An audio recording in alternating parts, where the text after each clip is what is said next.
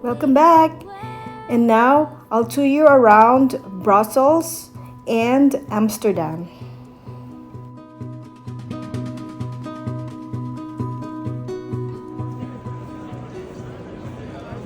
As you all know, Brussels is most well known for being the chocolate capital of the world.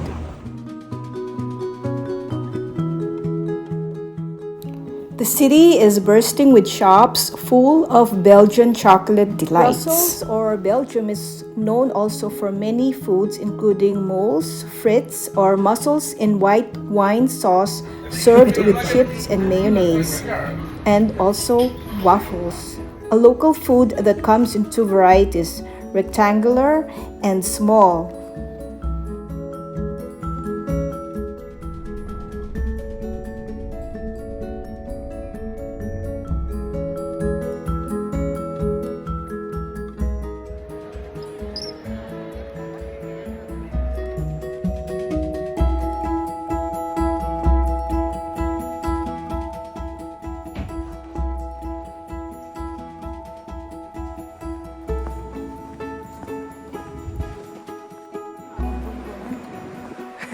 Malayo eh. Tignan mo.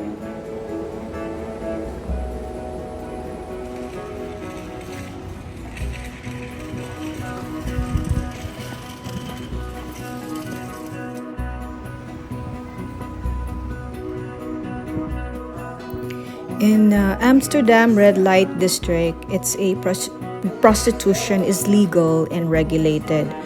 The sex workers occupy small windows where they basically just have a bed, a bathroom, and a window with curtain.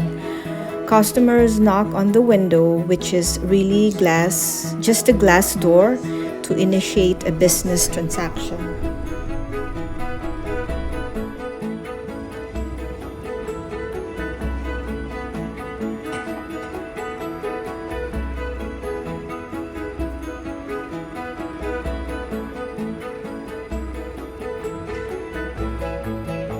Bet ito.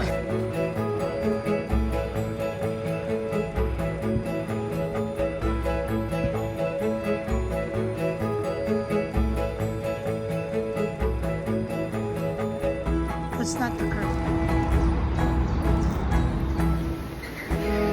Thank you guys for watching. Enjoy!